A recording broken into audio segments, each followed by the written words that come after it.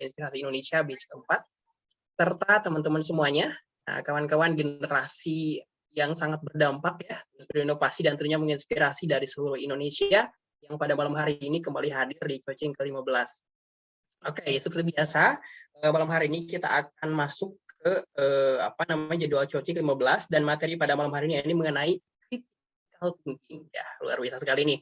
Materi yang sangat diperlukan khususnya buat kita nih generasi muda ya, yang sering berorganisasi atau bergelut lingkungan sosial dan lingkungan lainnya ya, ini akan bawa kemana-mana gitu. Dan malam hari ini akan dikupas tuntas oleh pemateri kita yang luar biasa. Sebelum itu saya akan bacakan CV pemateri terlebih dahulu. Pemateri kita pada malam hari ini bernama Reza Renaldi Sanjaya. Beliau merupakan National English Debater, kemudian juga Community Super Task from Wall Street English, juga WSIS Member Council. Luar biasa sekali ya.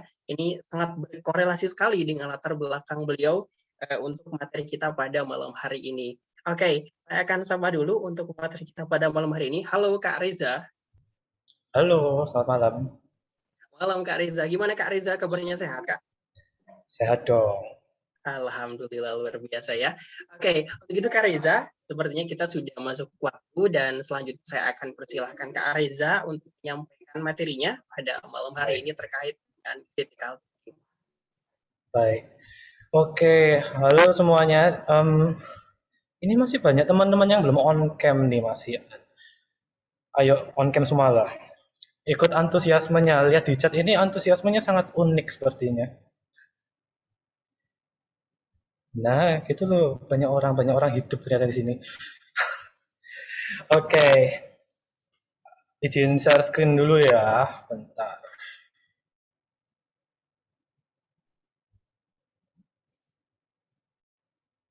Alright. Oke, so full disclosure, aku bakal ngomongnya ini bilingual ya, ngomongnya bahasa Indonesia dan bahasa Inggris. Oke, jadi teman-teman yang mungkin ada kata-kata yang aku ngomong nggak begitu mengerti, nggak apa ngomong aja, because kita ya lagi belajar kan ya. I forgot to turn on. Oke.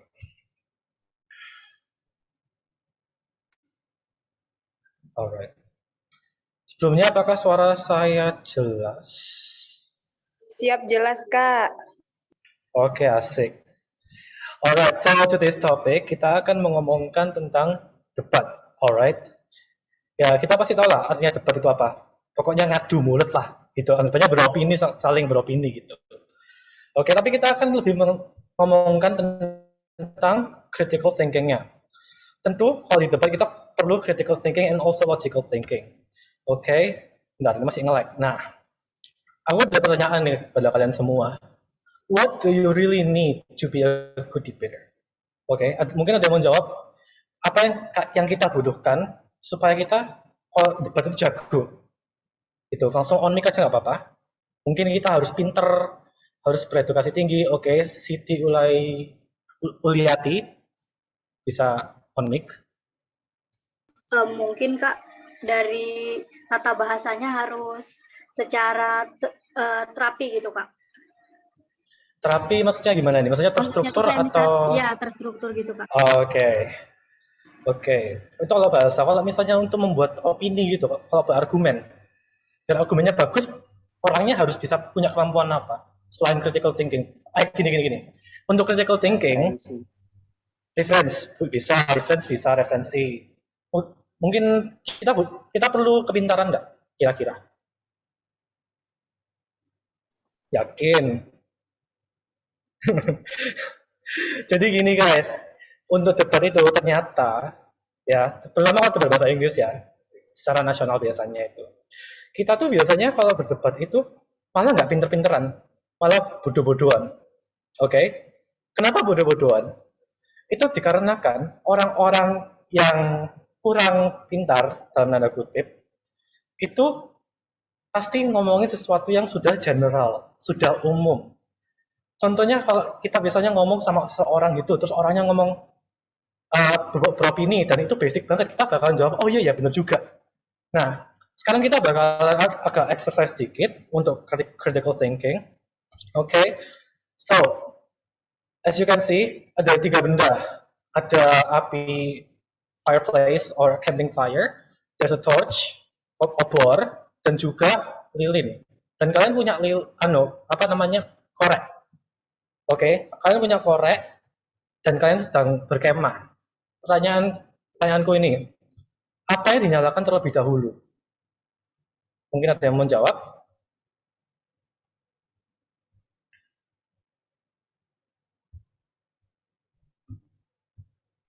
Lilin mungkin. Lilin? Kenapa lilin? Biar awet. Koreknya, Kak. Ada jawab korek? Siapa yang jawab korek?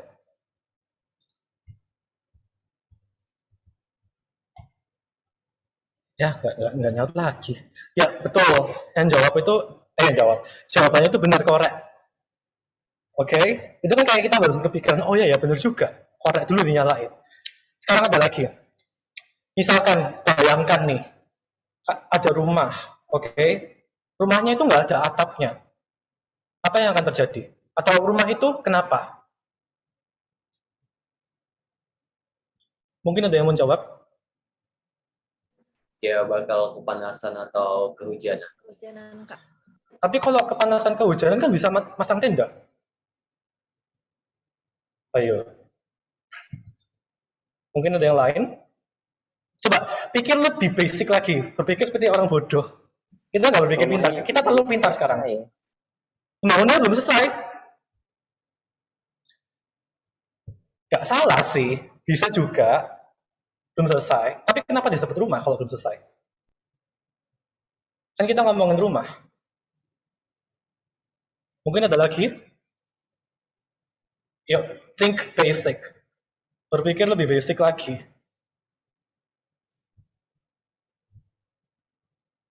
No one?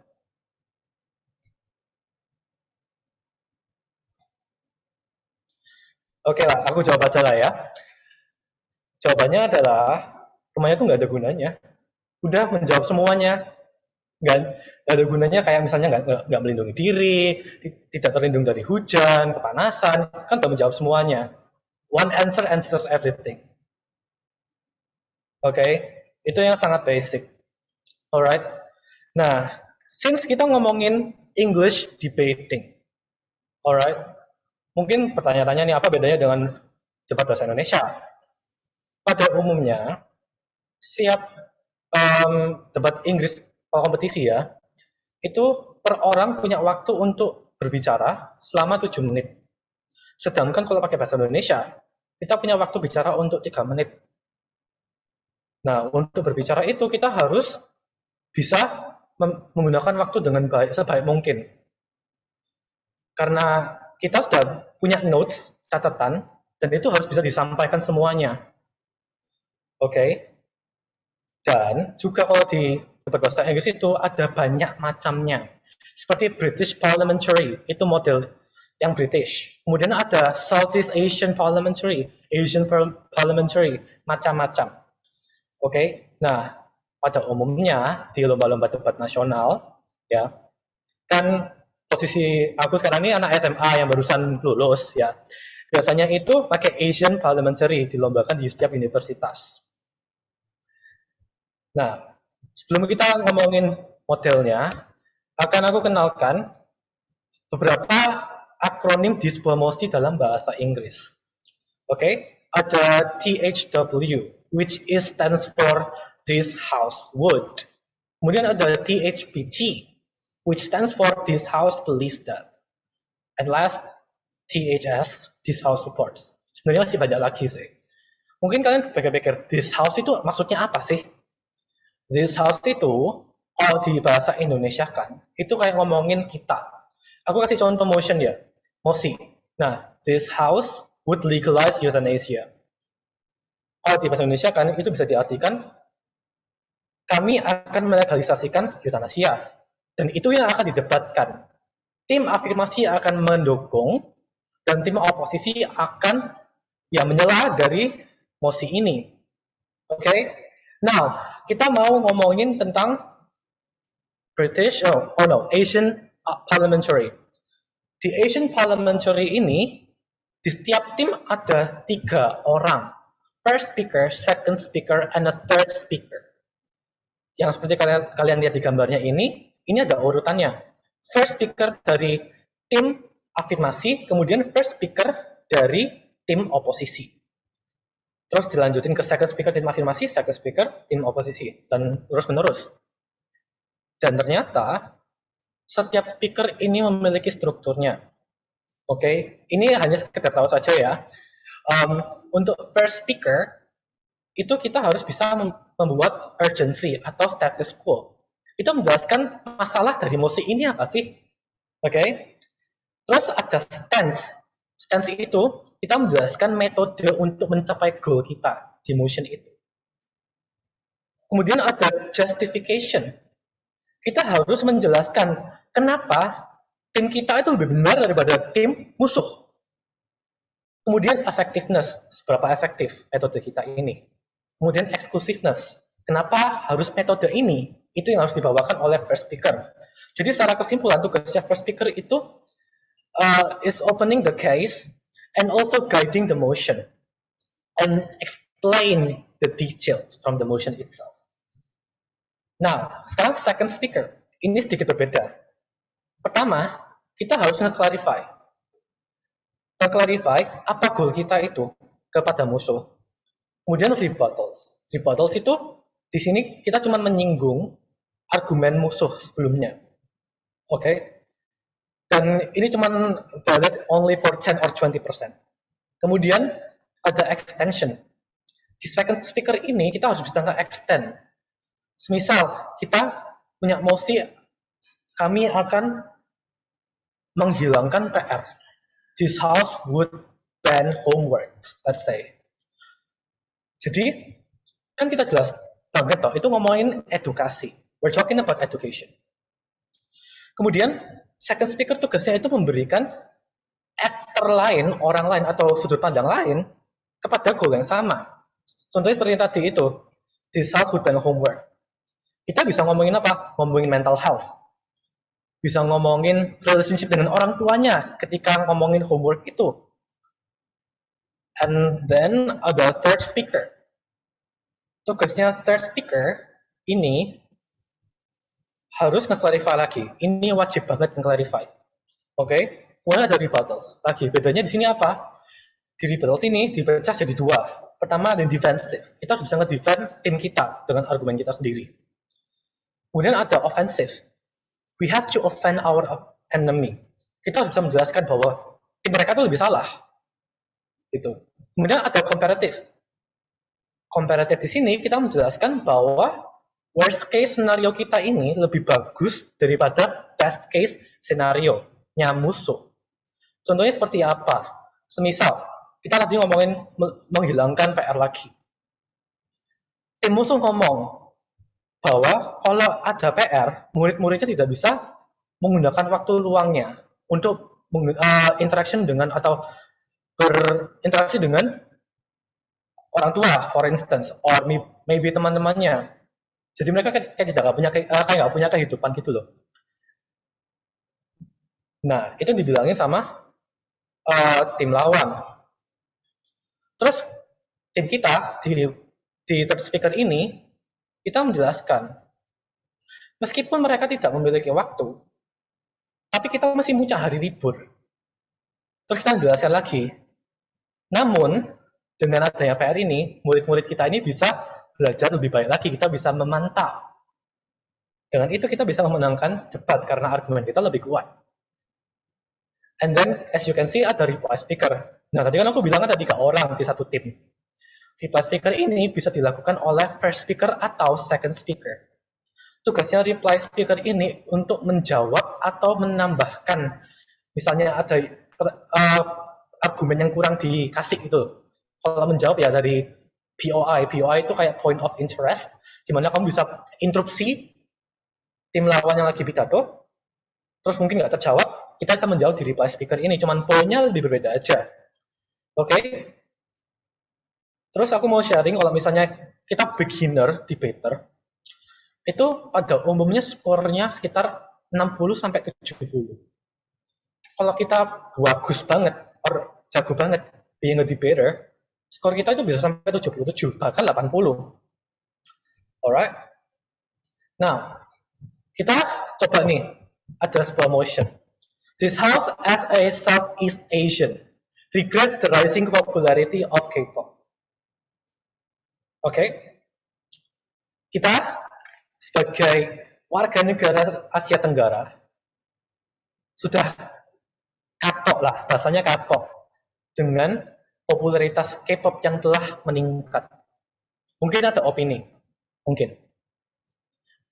Ada yang mendukung ini, ada yang tidak, mungkin ada yang beropini.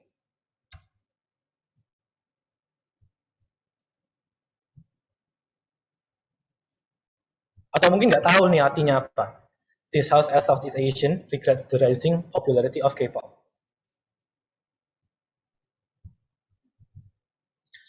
Coba nih ya, yang suka K-pop lah siapa? Aku lihat dari muka-mukanya, katanya muka yang suka K-pop itu Kak Ayu deh. Daya Ayu Kepri itu tampak. Bener nggak? Suka K-pop nggak? Suka, Kak. Suka. Nah, kalau misalnya kamu opinimu ya apa dari motion ini? Dampaknya popularitas K-pop ini apa sih? Kenapa kok sampai dipermasalahkan?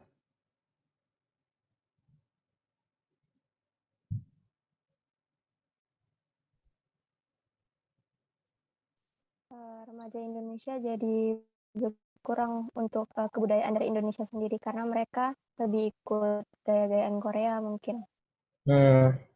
Setuju nggak kamu dengan itu? Sebagai pecinta K-pop gitu.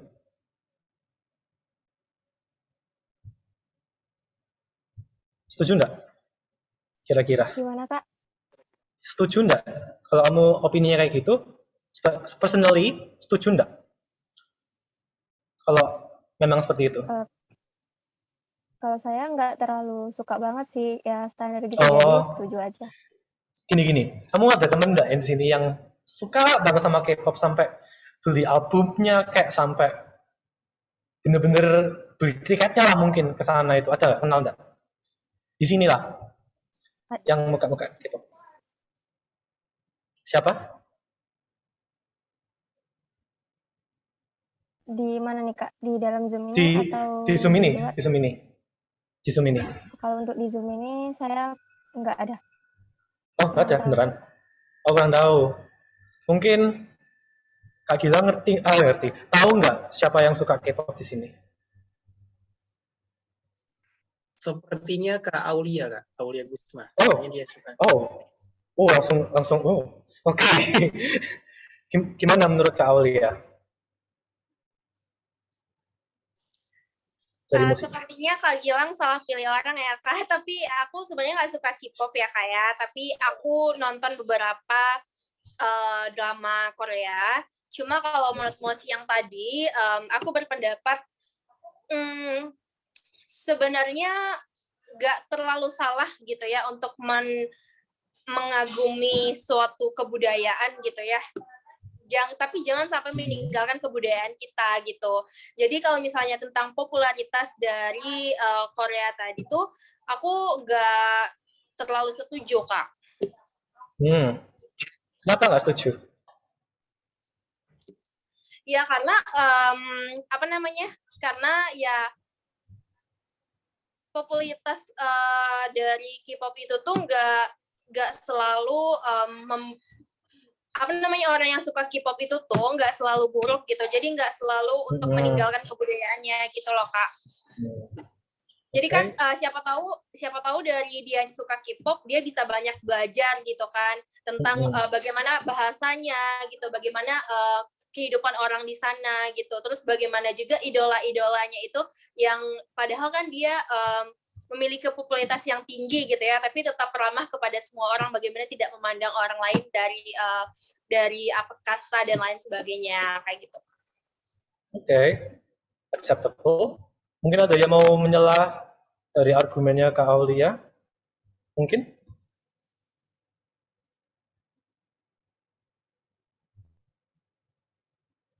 Yang cowok-cowok nih lah mungkin.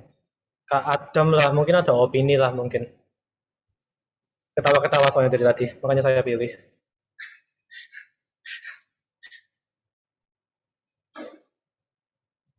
Iya, dari orangnya.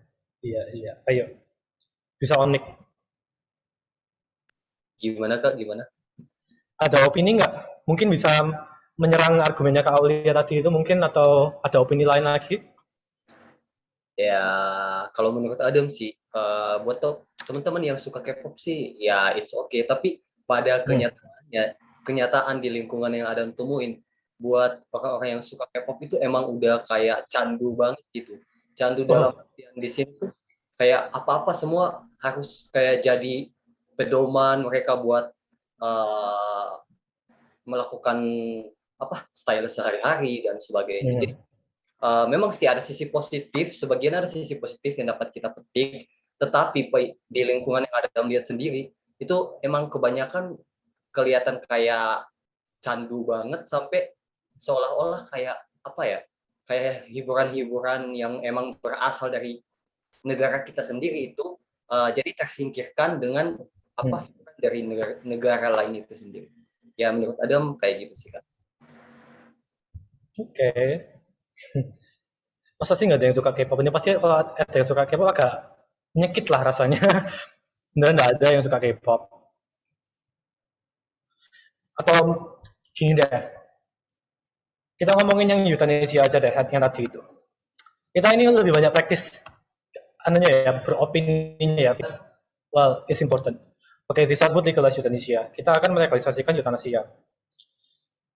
Misalnya ya, aku beropini kayak gini. Aku support nih. Euthanasia itu harus dilegalkan. Kenapa? Karena dibutuhkan pada orang-orang yang sakit. Yang sakitnya dalam kondisi kritis.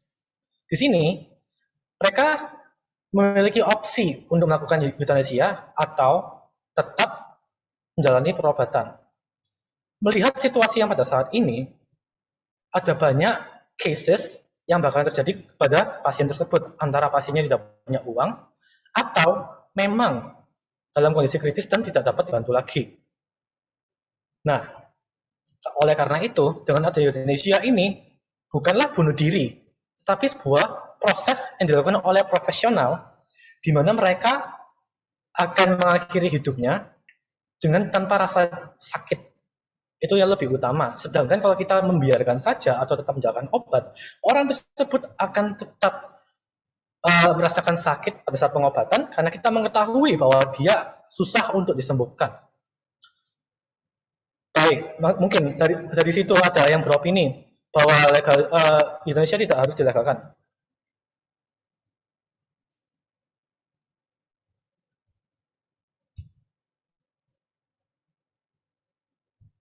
Ayo. No one? Itu aku kemarin pakai bahasa Indonesia loh. Bayangin aku pakai bahasa Inggris, ngomongnya cukup luar biasa.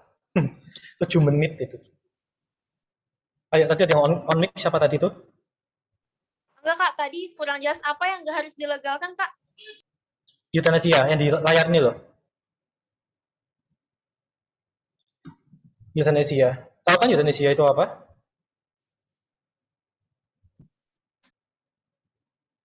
Suntik mati Jadi gitu ya, Kak? Iya, betul. Suntik mati. Tapi dilakukan pada saat kondisi tertentu. Misalnya kayak keluarga dari pasien tidak punya uang, nggak bisa melakukan pengobatan. Atau kondisi pasiennya emang sudah kritis banget, dia merasa tersiksa. Kemudian keluarganya memutuskan untuk euthanasia supaya pasiennya ini tidak tersiksa lagi. Gitu, mungkin ada opini? Kalau di Indonesia ini nggak bisa kan, Kak? Euthanasia. Iya, ya, tapi kita ngomongin secara internasional deh.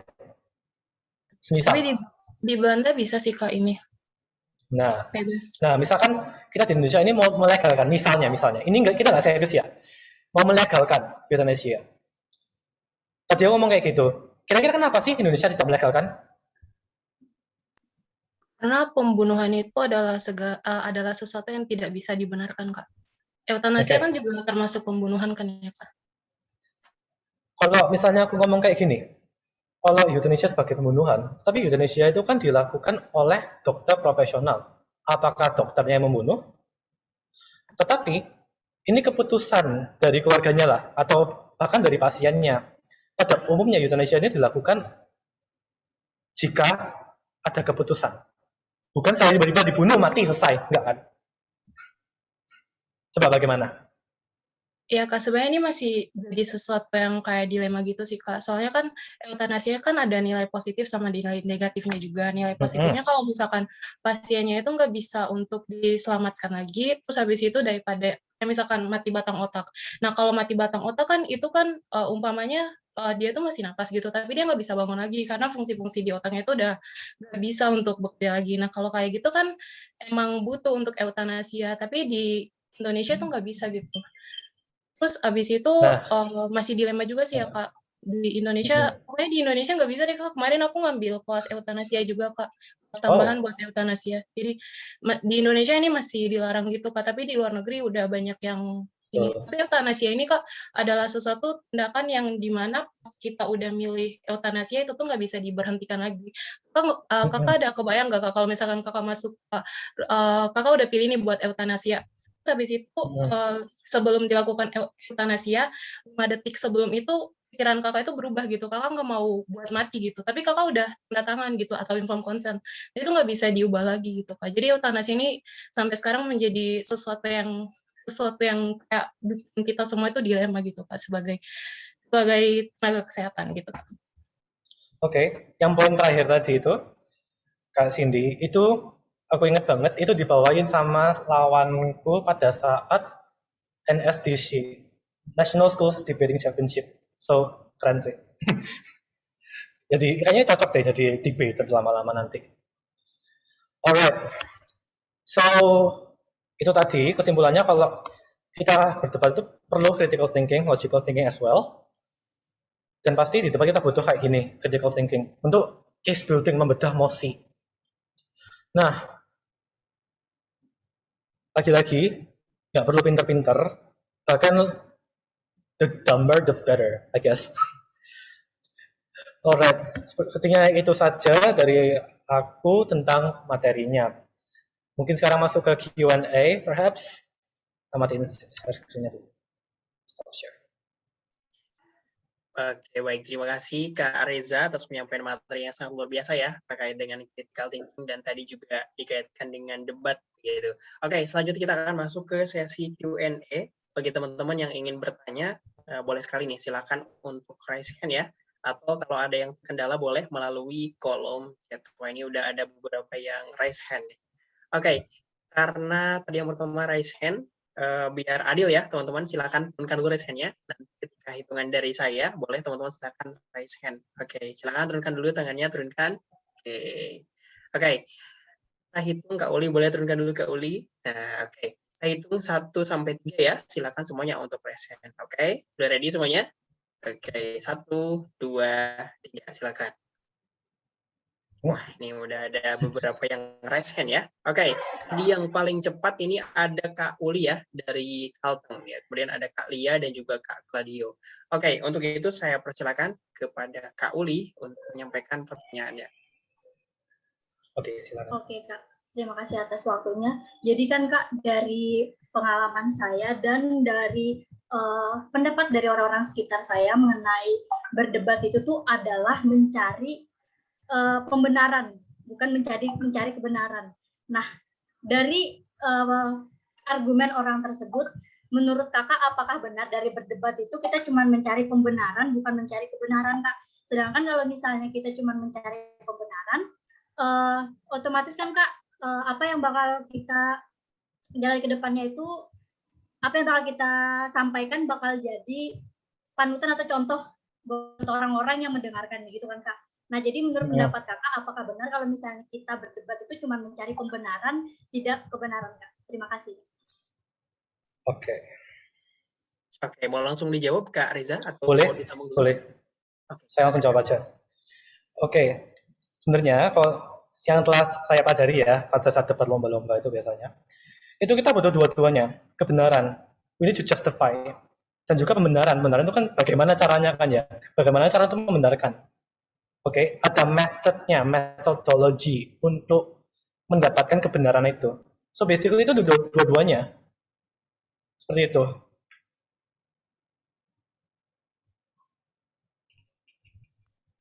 Oke, baik, terima kasih Kak Reza atas jawabannya. Bagaimana Kak Uli? Apakah ada tanggapan kembali sebelum saya loncat ke pertanyaan selanjutnya?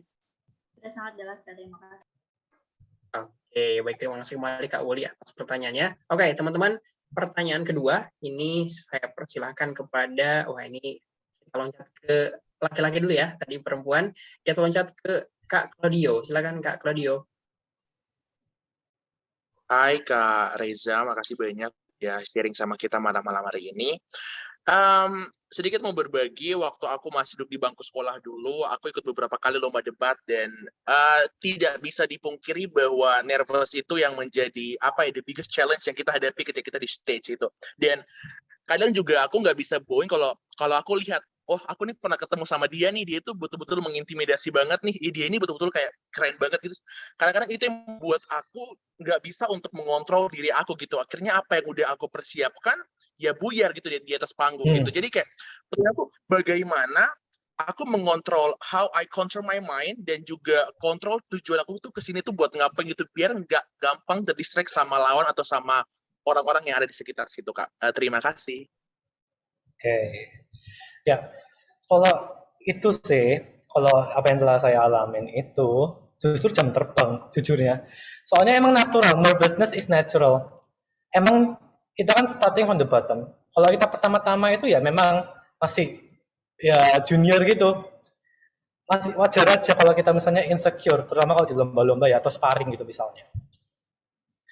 Tetapi, kalau banyak latihan, in the end of the day, gak cuma Inggris saja yang lancar, bahkan otaknya lancar, bakalan cair nanti otaknya lama-lama gitu. Nanti juga malah musuh-musuh lain lebih takut daripada kamu. Juga tambahan sharing ya, kalau misalnya kalau lomba-lomba itu, kita pasti ketemu orang yang sama berkali-kali. Dan karena jam terbang cukup panjang misalnya, atau ada beberapa kali lah lomba misal gitu, ketemu orang yang sama. Lama-lama rasa insecure dengan orang itu lama-lama hilang, because kita sering ketemu, bahkan kita bisa jadi berteman. Teman musuh gitu, misalnya kita pada saat debat, selesainya itu kita malah hang out, gak masalah, jadi kan lebih enak. Gitu. Getting to know each other is way more better. Gitu. Wah, ya luar biasa sekali ya jawaban Kak Reza. Bagaimana Kak Claudio, ada tanggapan? Sebelumnya terima kasih banyak Kak. Ya memang tidak bisa dibohongi bahwa jam terbang itu mempengaruhi kualitas seseorang dan lama kelamaan pun akhirnya ketika aku sudah terbiasa, ketika aku udah di panggung, I feel like this stage is mine gitu, yang lu tuh cuma ngontrak aja ini stage tuh, panggung itu tuh punya saya gitu. Dan pada akhirnya saya percaya bahwa experience is a good teacher in life gitu.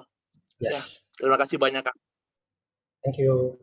Oke, terima kasih kembali Kak Claudio dan Kak Reza atas jawabannya. Betul ya, ini jam terbang sangat mempengaruhi terutama buat kita yang senang kompetisi nih. Saya juga kayak gitu, kalau misalnya udah sering ikut kompetisi, ketemu lawan itu lagi, jadi kayak udah tahu jam terbangnya seperti apa gitu, kita udah punya analisis. Oke, teman-teman, kita lanjut ke pertanyaan yang selanjutnya. Nih, kita kembali ke perempuan ya.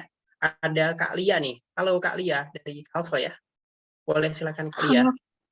Halo Kak Gilang, sebelumnya mohon maaf ya Kak, ini aku off cam karena di sini jaringannya memang agak kurang mendukung kalau misalkan on cam. Baik, terima kasih buat Kak Gilang sebagai moderator pada kesempatan kali ini, dan terima kasih juga buat Kak Reza mengenai materi ini, luar biasa, hebat banget. Pertanyaanku ada 3, Kak Reza. Sebelumnya izin dulu, apakah boleh aku memberikan 3 pertanyaan ini? Boleh. Apa? Baik, terima kasih. Mengenai tadi ada Kak Reza menyinggung mengenai waktu debat, perbedaan antara debat bahasa Inggris dan debat bahasa Indonesia. Di sini mungkin passionnya Kak Reza debat bahasa Inggris ya Kak. Nah, kalau aku sendiri di debat bahasa Indonesia. Tadi Kak Reza menyinggung tentang waktu di debat bahasa Indonesia itu kalkulasinya ada 3 menit per orang. Tapi sebenarnya selama yang aku ikuti ini bukan 3 menit tapi sama 7 menit. Nah, apa sih tanggapan Kak Reza?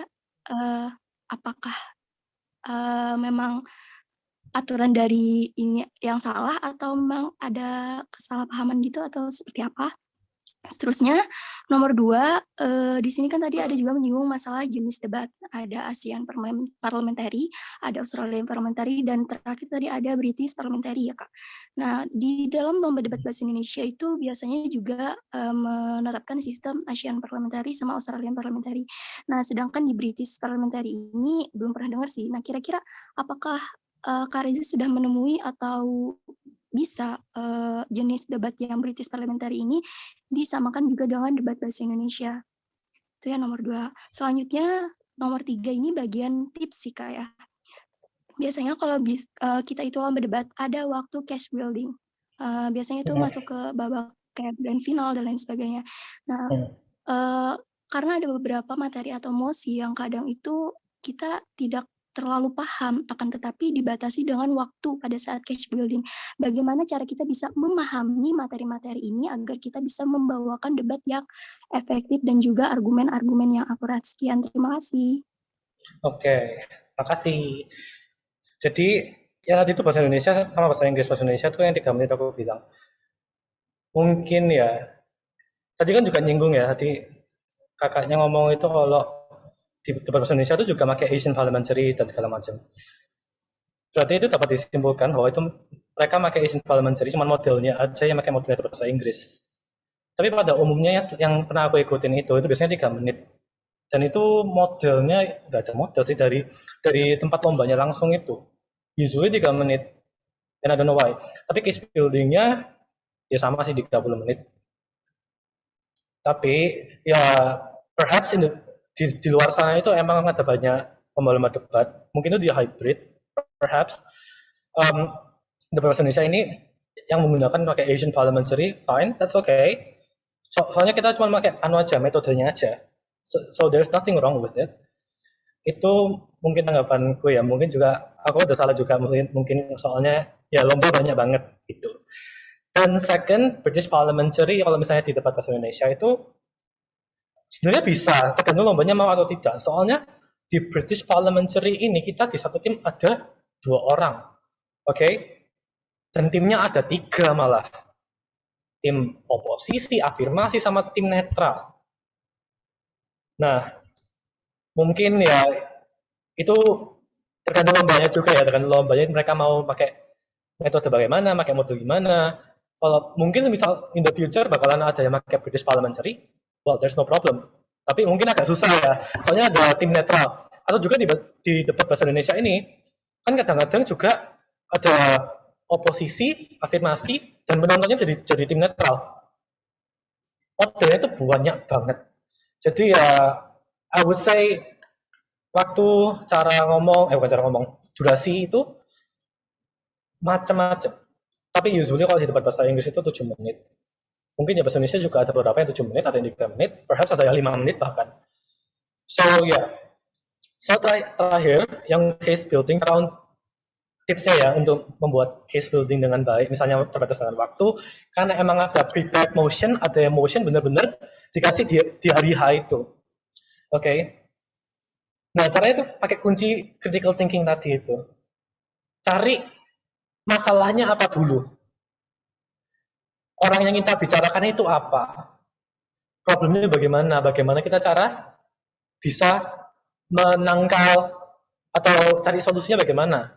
Dan tentu saja kalau di mosi-mosi yang barusan muncul itu nggak pakai kata-kata yang sangat heboh banget gitu. Maksudnya kayak sangat kompleks words-nya. Pasti yang cukup umum dan debatable di hari H itu. Seperti itu.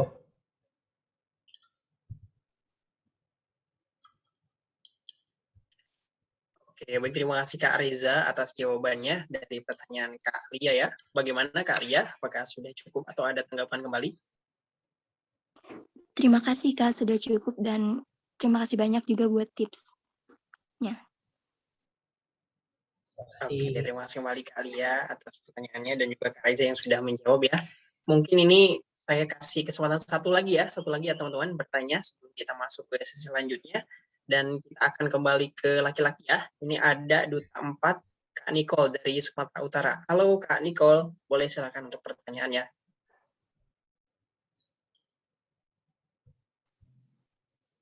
Halo Kak, sebelumnya suaraku udah masuk belum ya? Masuk udah Kak Nicole.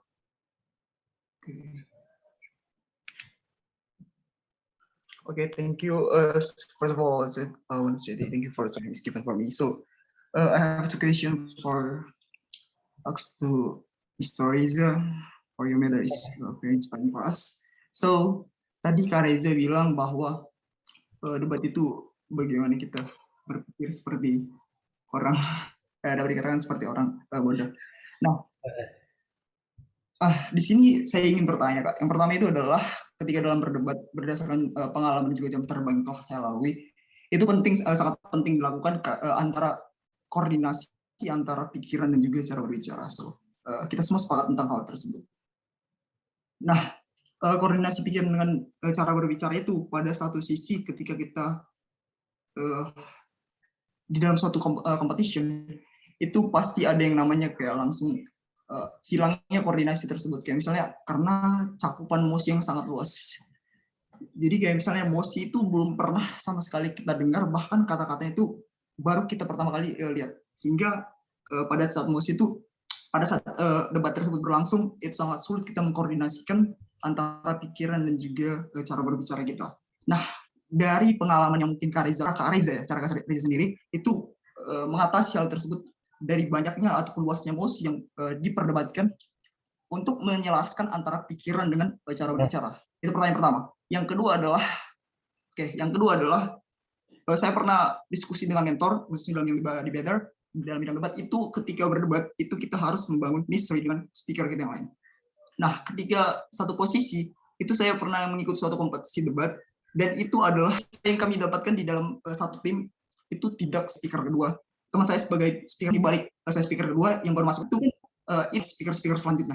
Nah, di satu sisi kayak saya pernah mengikuti kompetisi di mana sehingga sulitnya koordinasi dan emosi perdebatan tersebut itu jadi lari kemana-mana. Itu yang disebabkan oleh misteri. Nah, pertanyaannya adalah cara Kak Reza itu membangun misteri itu sangat mustahil dalam menciptakan Charles dan juga sama. Aku jawab yang kedua dulu ya. Kalau mendapatkan chemistry itu jelas kalau kan emang ya kadang aku pernah di first speaker loncat ke second speaker ke first speaker dan kemana-mana.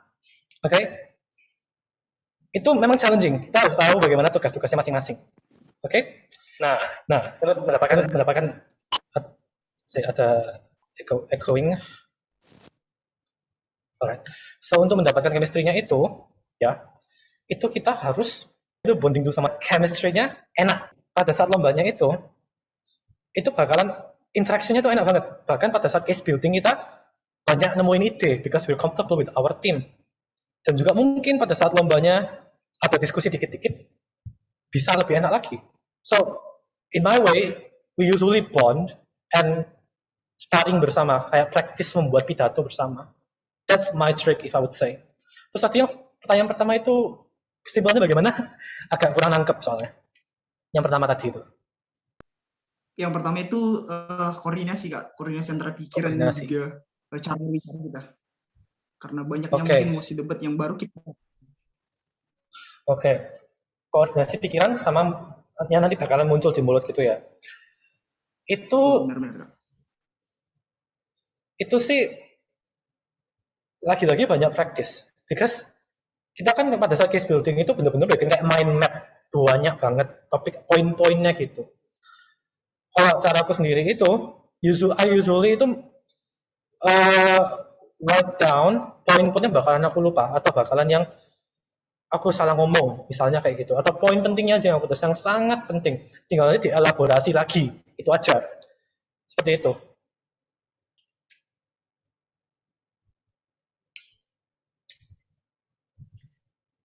Oke, baik. Terima kasih Kak Reza atas jawaban pertanyaan dari Kak Nicole. Bagaimana Kak Nicole? Cukup atau ada tanggapan kembali?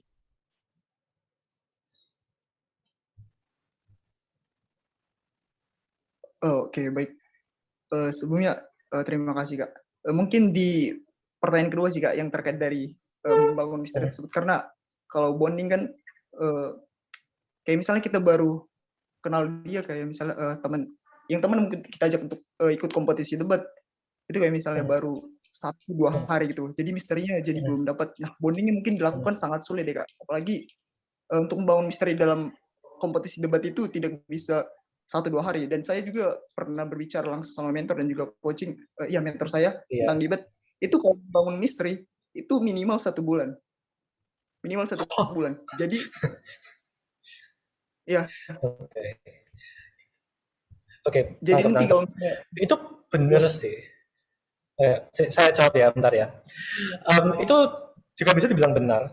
Soalnya kalau yang saya ikutin ini itu klub debat. Jadi kita dari seleksi sampai diterima itu udah kenal set gitu. Tapi memang kita butuh waktu lama untuk saling mengenal dan mengetahui skill kita masing-masing. And during a competition, a debating competition di mana kamu barusan kenal, bahkan nggak pernah interaction gitu, bener emang it's quite impossible. Tapi if I would say 2 days before the competition and 1 day before the competition, itu lebih baik untuk tidak lomba saja. Soalnya kita nggak kenal orangnya, nggak enak ngomongnya, dan praktisnya juga bakalan kurang. Soalnya gaya kita berbicara itu beda-beda. Seperti itu.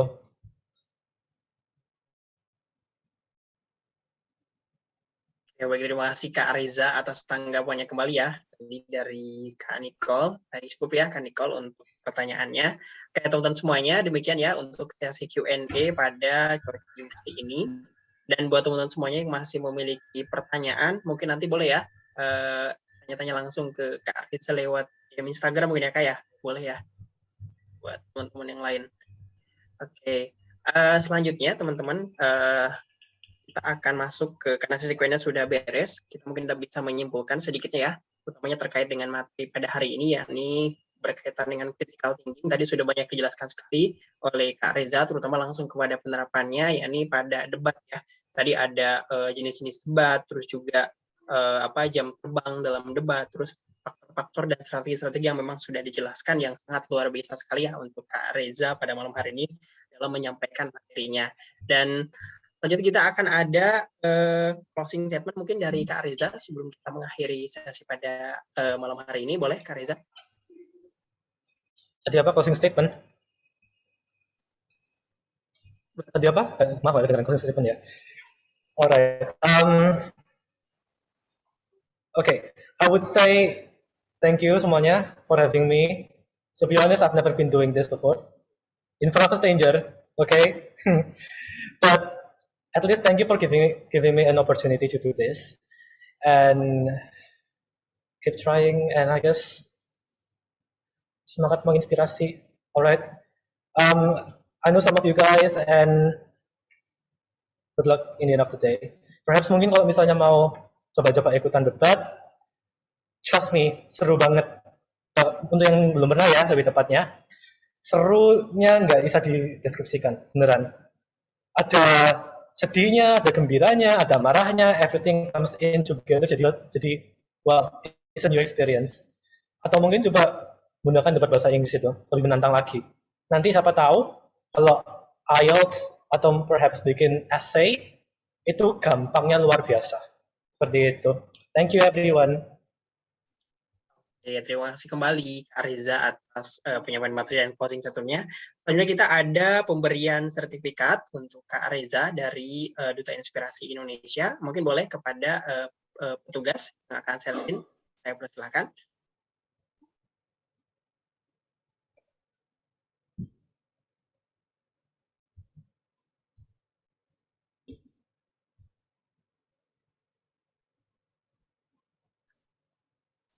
Oke, selanjutnya untuk sertifikat kepada pembicara, saya persilakan untuk ditampilkan.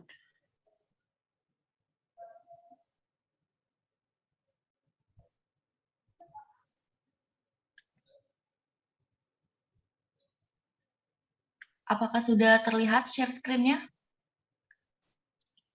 Sudah Kak, ini baru yang moderator.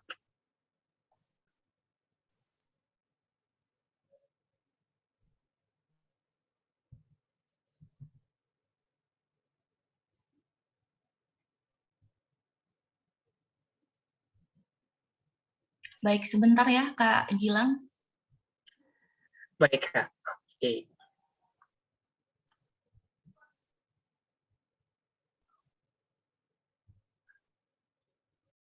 Baik, sekali lagi saya ucapkan terima kasih buat Kak Reza yang sudah menyampaikan materi yang sangat luar biasa pada malam hari ini ya. Dan buat teman-teman semuanya jangan lupa untuk membuat rangkuman coaching juga ya, supaya ada bahan resumennya yang selanjutnya bisa teman-teman pelajari. Apalagi mungkin banyak yang tertarik untuk ikut juga ya di kompetisi debat, nanti juga ketemu Kak Reza. Oke, ini sertifikat untuk Kak Reza. Sekali lagi terima kasih Kak Reza atas penyampaian materi yang luar biasanya pada malam hari ini. Mungkin boleh mau didokumentasikan terlebih dahulu oleh PDD ya. Oke.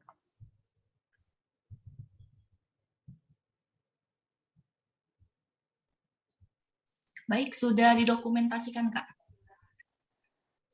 Oke, baik, terima kasih Kak Mazda. Nah, teman-teman, selanjutnya kita masuk ke sesi yang terakhir. Ini yakni kita akan ada dokumentasi ya, dokumentasi dengan Kak Reza sebelum meninggalkan room meeting. Boleh teman-teman yang belum menghidupkan kameranya, silakan untuk menghidupkan kameranya biar kita bisa berfoto ya bersama-sama meskipun secara virtual begitu. Oke, ini masih banyak nih yang belum on cam ya, teman-teman. Oke, kita di sini ada 3 slide ya. 3 slide, dan teman-teman silakan menyesuaikan nanti gayanya, mengikuti arahan. Mau dipimpin langsung dari PDD atau dari saya untuk dokumentasinya? Boleh dipimpin sama moderator aja, Kak. Oke, baik teman-teman, untuk gaya pertama mungkin kita gaya formal terlebih dahulu ya. Boleh dengan senyuman yang manis-manis ya dari seluruh ini masing-masing provinsi di Nusantara. Oke, gaya pertama boleh semuanya senyum terlebih dahulu. Saya hitung 1, 2, 3. Untuk slide pertama. Selanjutnya untuk slide kedua. 1, 2, 3. Dan ini slide ketiga. Meskipun pada off cam ya, semoga pada senyum ya di sana. Oke, 1, 2, 3. Oke, guys, selanjutnya boleh teman-teman bebas ya berekspresi untuk gaya yang kedua ini. Boleh, saya hitung ya. 1, 2, 3. Oke, untuk slide selanjutnya, slide kedua. 1, 2, 3. Dan untuk slide terakhir, 1, 2, 3.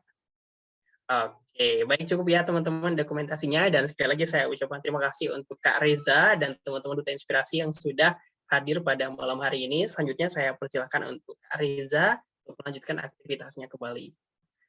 Baik, terima kasih. Ya, sama-sama Kak. Baik, Oke. Kak Reza.